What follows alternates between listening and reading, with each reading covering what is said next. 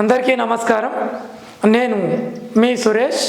మనము గత 3 రోజుల నుంచి గమనించినట్లయితే ప్రత్యేకంగా వికారాబాద్ జిల్లా కొడంగల్ నియోజకవర్గం దుద్యాల్ మండలంలో హకింపేట్, పులిచెర్ల కుంట తండ, రోటి తండ మరియు లగచెర్ల ఈ 4 గ్రామాలకు సంబంధించినటువంటి అంశాలను కొన్ని మన ముందుకు తీసుకున్నట్లయితే అక్కడి ప్రాంతాలలో దాదాపు 4 గ్రామాలకు కలిపి రైతులను సంప్రదింపులు, అదేవిధంగా దానికి సంబంధించినటువంటి భూములు ఏవైతే ఉన్నాయో ఆ రైతులతో మాట్లాడడం కూడా జరిగిందని అందరికీ తెలిసిన అంశమే. కానీ మొన్న గత 2 రోజుల క్రితం కావచ్చు, 3 రోజుల క్రితం కావచ్చు, అధికారులపై దాడి అని మనం ఆ విషయాన్ని చూస్తూ ఉన్నాం. వార్తా పేపర్లో కావచ్చు, వీడియోలో కావచ్చు. అదేవిధంగా వాస్తవానికి అక్కడ ఏం జరిగింది, రైతులతో మాట్లాడదామని వెళ్ళినటువంటి వికారాబాద్ జిల్లా కలెక్టర్ గారు ప్రతీక్ జైన్ గారు అక్కడ ఒక వ్యక్తి కీలకమైనటువంటి పాత్ర పోషించడం జరిగింది. అతనే సురేష్ భోగమోని. తను ఏం చేశాడంటే మా కొడంగల్ నియోజకవర్గంలో మా గ్రామాలకు సంబంధించినటువంటి రైతులతో మేము మాట్లాడుకున్నాం. మా రైతులందరూ కూడా ఫార్మాసిటీ కంపెనీ ఇక్కడ వద్దు, మా భూములు మాకే కావాలి అని చెప్పడం జరిగింది.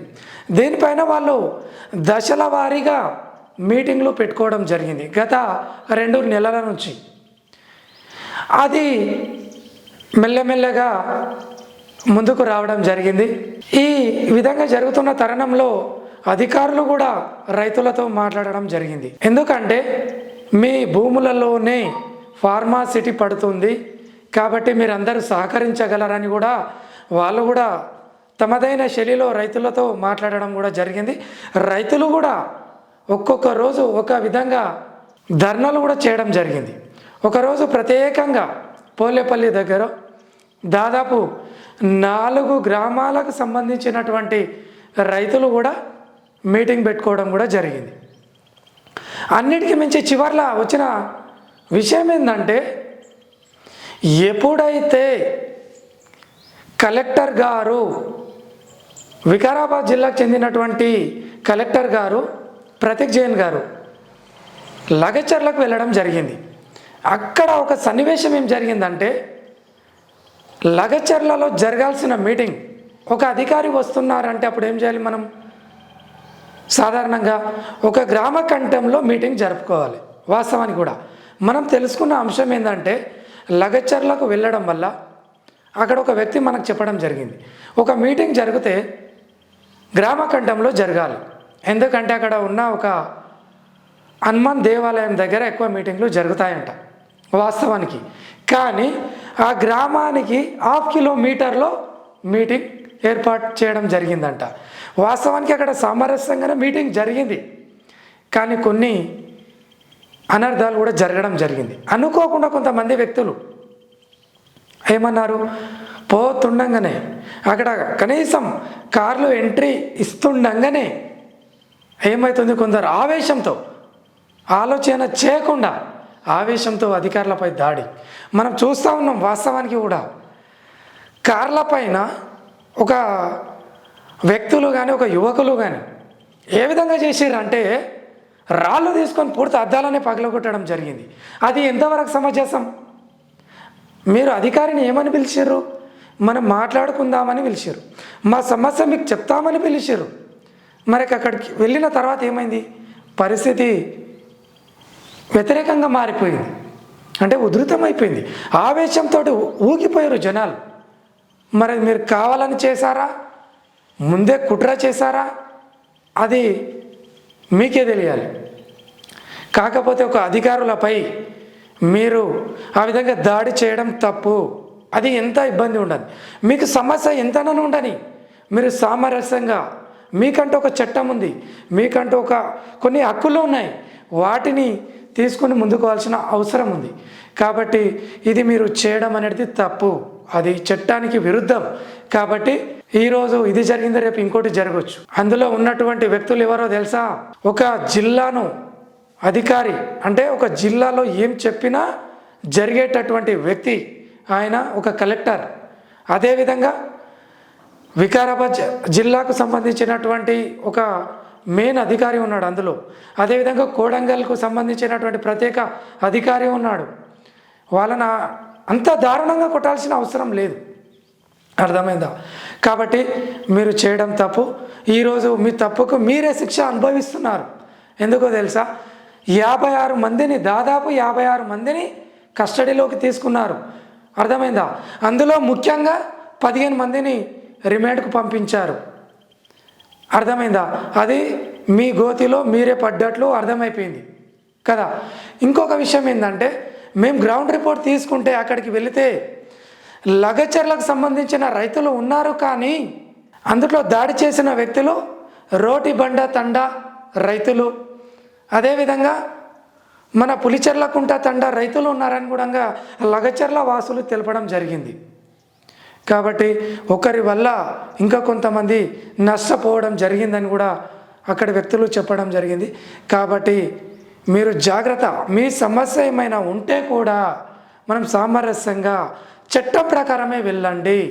ఈరోజు కొంతమంది వ్యక్తుల వల్ల ఈరోజు ఇంకొంతమంది అమాయకులు బలైపోయినట్టు అయిపోయింది ఇక్కడ. వాస్తవానికి దాడి చేసిన వ్యక్తులలో కూడా కొంతమందికి నిజానికి అక్కడ ఉన్నటువంటి వ్యక్తులకు దాడి చేసిన వ్యక్తులు రైతులే కారు. ఒకవేళ రైతులే ఉంటే వాళ్ళకు భూములు ఉండాలి కదా. భూములు లేని వ్యక్తులే దాడి చేశారు. కలెక్టర్పై దాడి ఎలా చేశారంటే రిమాండ్ రిపోర్టులో సంచలన విషయాలు. వికారాబాద్ జిల్లా లగచర్ల ఘటనపై పోలీసుల విచారణలో సంచలన విషయాలు బయటకొస్తున్నాయి. కలెక్టర్పై దాడి కేసుకు సంబంధించి రిమాండ్ రిపోర్టులో ఊహించని అంశాలను బయటపెట్టారు పోలీసులు. ఈ మేరకు ప్రభుత్వ ఉద్యోగులపై దాడి చేసిన వారిని A1 భోగముని Suresh, A2 Devdas, A4 Gopal Naik, A5 Vijay, A6 Vithal, A7 Lokya Naik పై కేసులు పెట్టారు. వీరిపై అటెంప్ట్ మర్డర్ తో పాటు మొత్తం 8 సెక్షన్ల కింద కేసులు నమోదు చేశారు. మరో 16 మందిని అరెస్టు చేశారు. పరారీలో ఉన్న మరో 30 మంది కోసం 4 బృందాలుగా ఏర్పడి గాలిస్తున్నట్లు పోలీసులు తెలిపారు. పక్కా ప్లాన్ ప్రకారమే దాడి. ఈ మేరకు మీడియాతో మాట్లాడిన డీఎస్పీ పక్కా ప్లాన్ ప్రకారమే నిందితులు దాడి చేశారని చెప్పారు. సురేష్ ప్లాన్ ప్రకారమే కలెక్టర్ను లగచర్లకు రావాలని కోరాడు. అభిప్రాయ సేకరణ కోసం ఘటన జరిగిన రోజున ఉదయం 11 గంటలకు additional collector Lingaiah, Tandur in charge collector Umashankar, tahsildar Kishan Nayak, Vijay Kumar, కడా ప్రత్యేక అధికారి వెంకటరెడ్డి లగచర్లకు వెళ్లారు. ఈ క్రమంలోనే రాళ్లు, కర్రలు, కారంపొడి ముందే సిద్ధం చేసుకుని అధికారులు రాగానే దాడి చేయాలని సురేష్ ముందస్తు ప్లాన్ చేశాడు.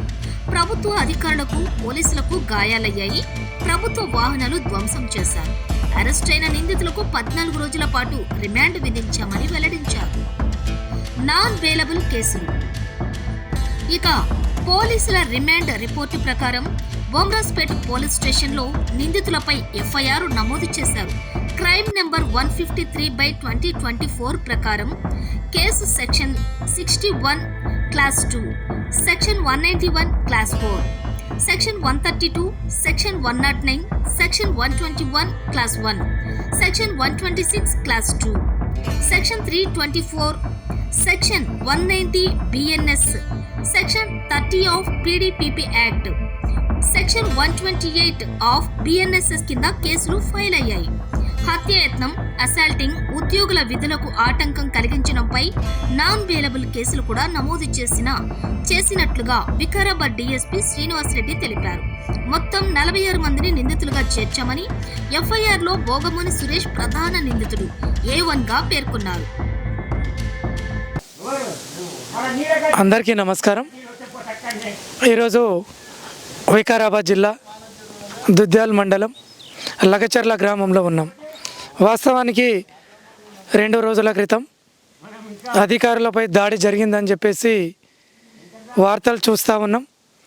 వాస్తవానికి కూడా కాడా అనే కార్యక్రమం రసవత్తరంగా జరుగుతున్న సమయంలో Kodangal area development of authority ఈ కాడా విషయంలో, అభివృద్ధి విషయంలో ముందుకెళ్తున్న సందర్భం లోపల అనుకోని సంఘటన ఎదురవ్వడం జరిగింది.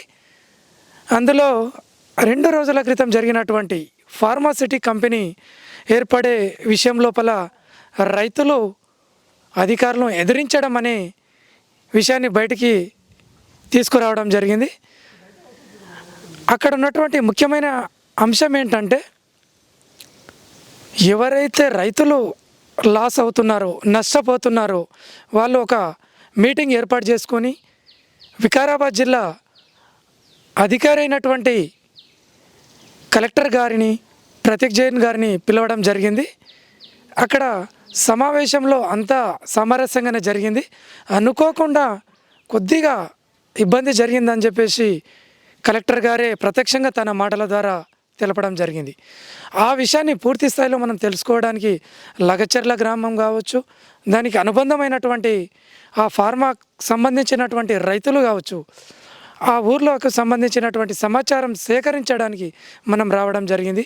అందులో ముఖ్యంగా పులిచెర్ల తండా కావచ్చు, రోటిబండ తండా కావచ్చు, అకింపేట కావచ్చు, వీటికి సంబంధించినటువంటి రైతులతో కానీ వాస్తవానికి ఇది నిజానికే జరిగిందా, మరి కావాలని జరిగిందా అని కొన్ని విషయాలు మనం తెలుసుకుందాం. ప్రథమచి నీ పేరు? దశరథ్ రెడ్డి. రెడ్డి. ఇక్కడ లోకల్లో మొన్న లగచర్లలో ఈ అధికారుల పైన దాడి అన్నారు కదనే, అది ఎంతవరకు నిజమని? దాడి చేసింది వాస్తవమే. అంటే ఎందుకు చేయాల్సి వచ్చింది? ఫార్మా కంపెనీ కొరకు వీళ్ళు అధికారులు వచ్చిండ్రా, అధికారులు వచ్చి మీటింగ్ ఏమో ఊరు బయట పెట్టిండ్రు. ఊరు బయట ఆడికి రైతులు పోలేరు. ఓకే. ఈ సురేష్ అనే వ్యక్తి పోయి కలెక్టర్ సార్ని తోలుకొచ్చిండు. ఓకే. తోలుకొచ్చిన రైతులు ఏం చేసిండ్రు, ఎగ్దాం పోయి కలెక్టర్ మీద అటాక్ చేసిండ్రు ఆవేశంతో. ఆవేశమే. అంటే తర్వాత ఏం జరిగింది? మళ్ళీ అటాక్ నిజంగానే కలెక్టర్కు దాడి జరిగిందా? ఈ కలెక్టర్ దాడి అంటే కళ్ళారా చూస్తేనేమో చెప్తుంటే, నేను ఉండదు గిన్నె ఇక్కడ ఉడ్ల కళ్ళం ఉండదు, ఆ కళ్ళం కానీ కూర్చున్నా. అంటే ఎంతమంది ఉండొచ్చు అక్కడ సమావేశంలో? ఇంచుమించు 100-150 మంది ఉంటారు. 100-150 మంది ఉన్నారు. అంటే అక్కడ పోలీసు వాళ్ళు ఎవరు లేకుండా? పోలీసు వాళ్ళు లేరు, వీళ్ళు డైరెక్ట్ వీళ్ళే ఉన్నారు. డైరెక్ట్ వీళ్ళే ఉండరు. ఇంకొకటి, ఈ సురేష్ అంటే ఎవరు అసలు? మా ఊరు పిల్లాడే. ఏం చేస్తాడు ఆయన? సిటీలో ఉంటాడు, హైదరాబాద్లో. సిటీలో ఉంటే ఉద్యమం చేస్తున్నాడా ఇట్లా? అంటే ఈ సమస్య పైన పోరాటం చేస్తుండా? ఈ సమస్య పైన పోరాటం మరి అది. మరి లాస్ట్కి ఇప్పుడు ఎంతమంది రైతులు లాస్ అవుతారు ఈ లగచర్ల నుంచి? లగచర్ల నుంచి మించి 50 కుటుంబాలు లాస్ అవుతాయి. 50 కుటుంబాలు ఎన్ని ఎకరాలు పోతుండొచ్చు? ఇంచుమించు 600 ఎకరాలు పోతుంది. 600 ఎకరాలు అంటే ఒకే దగ్గర పోతుందా? జర కొంత దూరం ఏమన్నా ఉందా? దూరం ఎట్లా తీసుకుంటారు? అంతా ఒక సరౌండింగ్ ఏరియా చేసి సర్వే చేసి పెట్టిండ్రాడ. Okay, right. ఇంకొకటి, అందులో ఓన్లీ లగచర్ల వాళ్ళే ఉన్నారా, లేకుంటే ఇంకా పులిచెర్ల తండా, రోటిబండ తండా వీళ్ళు కూడా ఉన్నారా? లగచర్ల వాళ్ళు 10 మంది. ఓకే. పులిచెర్ల రాకుండా రోటి బండోళ్ళే మొత్తం అటాక్ చేసింది. లగచర్ల వాళ్ళు కాదు ఎక్కువ ఉండరు. లగచర్ల రైతులు ఆడ లేరనే సమస్య లేదు, అటాక్ చేసింది మాత్రం వాళ్ళే. అయితే ఇంకొకటి, అట్లా ఒక అధికారి కారు మీద రాళ్ళు వేసి కొట్టడం కరెక్టేనా నీ వరకు? ఎవ్వరు దాన్ని ఖండిస్తారు అందరు, కానీ సపోర్ట్ ఎవ్వరు చేయరు. మరి ఈ నిన్న రాత్రి 26 అంటే దాదాపు 56 మందిని తీసుకెళ్ళారు. అందులో ఒక 26 లేదా 15 మంది, నాకు తెలిసి 16 మందిని జైలుకు పంపించారు అంటున్నారు. ఇది నిజమేనా? నిజమంటే మేము వార్తల్లో చూసినాం, అంతేగాని మేమైతే కండారా చూడలేదు కదా. అంటే చేసిన వాళ్ళు, జైలుకు పోయిన వాళ్ళు నిజంగానే వాళ్ళు దాడి చేసిర్రా? జైలుకు పోయిన నిజంగా దాడి చేసిన ఎవరు లేరు. ధర్నాకు పోయినరా, అగ్గింపేటుకో, పోలేపల్లి, వికారాబాద్ ధర్నాకు పోయినరు, కలెక్టర్ ఆఫీస్కి పోయినరా, వాళ్ళనప్పుడు వాళ్ళనే పట్టుకున్నారు. ఇప్పుడు అంటే నిజంగా దాడి చేసిన వాళ్ళని పట్టుకోలేకపోవచ్చు. నిజంగా దాడి చేసిన వాళ్ళు పరారైనరు. ఓకే. సాయంత్రం 4 గంటలకు ఎక్కడ పార్సల్ అయినరు. ఊళ్ళు ఉండాలి, మాకేం యథార్థంగా ఉండమంటే వాళ్ళు ఉండరా. రాత్రికి పోలీసులు వచ్చి ఇల్లు డోర్ కొట్టి ఉండలో దొరకపోయారు. రాత్రికి రాత్రి. ఈ రోజు ఏం జరిగింది? మళ్ళీ ఈ రోజు ఏం లేదు. నిన్న నుంచి ఊరు ప్రశాంతంగా ఉండదు. అంటే ఎందుకు ప్రశాంతంగా ఉంది అనుకుంటున్నావు? ఎందుకు ప్రశాంతంగా? ఇక ఇప్పుడు పోలీసు వాళ్ళు వస్తుండే భయపడుతుండ్రి. పోలీసు వాళ్ళు ఎవరు వస్తలేరు. అందుచేవాడికి ఎవరి ఇంట్లో వాళ్ళకి అర్థంగా కూడా ఎవరి వృత్తి వాళ్ళు చేసుకుంటున్నారు. Okay, right. విషయం ఏంది సార్ అంటే, ఈ సమస్యకు కొంతమంది బీఆర్ఎస్ కార్యకర్తలే దీన్ని క్రియేట్ చేసిర్రు, ఈ విధంగా ముందుకు తీసుకుపోతుర్రు, ఇబ్బందులు కలిగిస్తుర్రు అనే విషయాన్ని బయట చెప్తా ఉన్నారు. దాన్ని మీరు ఏ విధంగా చెప్పగలుగుతారు? ఇప్పుడు ఏమైంది సార్, ఇది బీఆర్ఎస్ ఉండే ఈ భూములు, కాంగ్రెస్ భూములు ఉన్నాయి, అందరి ఉన్నాయి ఇంట్లో భూములు. ఈ దాంట్లో అందరి పదాలు పోతున్నాయి. అయితే నాకు తెలిసిన ఏమనుకున్నాడంటే ఆయన, నేను కలెక్టర్ని తీసుకొచ్చి మాట్లాడిపిస్తే నేను కొంచెం మంచిగా పేరు వస్తుంది. పేరు వస్తుంది ఉద్దేశంలో చేసినట్లు కనిపిస్తుంది. ఎవరు? సురేష్ గారు. సురేష్ గాడు వాడు నాకు తెలిసితే వాడు ఏం పెద్ద క్రిమినల్ గాడు, పెద్ద ఏం గాడు. ఓకే. వాడికి మాత్రం మీడియా ఉన్నది. అవును. మీడియా కొంచెం టాకింగ్ పవర్ ఉన్నది, జీకే అంతా ఉన్నది. కానీ దురదృష్టకరం విషయం. నేను కూడా నీకేం అవసరమే, అనవసరం ఎందుకు వచ్చినావు? ఆల్రెడీ కలెక్టర్ అక్కడ వెళ్ళిపోయాడు భయపడి. తీసుకొచ్చిన వీళ్ళని సంప్రదించలేవు. అవును. ఇది తప్పు పని చేసేవారు అని చెప్తున్నాను. నువ్వు చేసిన పని అందరికీ అయిపోయింది, లేకపోతే నేను అట్లా చేయలేదు, మాట్లాడిపోదాం అనుకున్నా కానీ ఇట్లా అయిందని చెప్పాడు. అంతే బాగుంది. అదే కలెక్టర్ గారు కూడా అదే మాట అన్నారు. ఏమన్నారంటే, నేను మాట్లాడడానికి వెళ్ళాను రైతులతో, మాట్లాడుతుండగానే మధ్యలో ఉంటాయి కదా కొన్ని శక్తులు, అవి దాడి చేసినాయి. కానీ దాడి కూడా కాదు అది, సరే ఏదో జరిగింది అని చెప్పి ఆయన అన్నాడు. అయితే దీనికి మూల కారణం ఎవరు అంటే సురేష్ అంటున్నారు. సురేష్ ఈ సమస్యను పెద్ద ఎత్తున, ఇంతకుముందు కూడా పోలేపల్లిలో పెద్ద ఎత్తున మీటింగ్ పెట్టిండు, ఇట్లా చైతన్యం చేసిండు పాదయాత్ర లాగా. మరి దాని మీద మీరేమంటారు? ఏముండదు సార్, రాజకీయ పరంగా ఏముంటుందంటే వాళ్ళు ఇప్పుడు ఆయన నరేంద్ర రెడ్డి మీద ఉంటారు ఎప్పటికీ, రైతుల తరపునే పోరాడుతామని చెప్పిండు. నేను కూడా అడిగినా, నీకు ఏముందిరా నీ పొలంలో ఏమి ఎందుకు ఇస్తూ ఉంటే, నీవు అందరూ ఎట్లా పెద్ద, మరి రైతుల తరపు ఎవరు మాట్లాడాలి? రైతుల తరపు నుంచి నేను మాట్లాడుతున్నా, మేము న్యాయపోవటం చేస్తున్నాం, అంతకంటే ఇంకా మేము చేసేది ఏమి లేదు, పాదయాత్ర చేసుకున్నాం అని చెప్పిండు. ఆ రోజు కొంచెం ఇక వేరే రూట్లో ఏమైపోయిందంటే, పాదయాత్రను అడ్డుకుంటామన్నట్టుకల్లా లా అండ్ ఆర్డర్ విషయం అని చెప్పి ముందు అరెస్ట్ చేస్తున్నారు. నరేంద్ర రెడ్డి గారిని అందరిని అరెస్ట్ చేసి ఆ రోజు పాదయాత్ర బంద్ అయిపోయింది. అదే ఇంకొక విషయం సార్, ఇతను నరేందర్ రెడ్డి సార్ గారికి ప్రత్యేక అనుచరుడు అని, కార్యకర్త అని కూడా అంటున్నారు. దీనిపైన ఏం అనుచరుడు సార్? అనుచరుడు కాదు, ఆయన బంధువు కాడు, ఏం కాడు.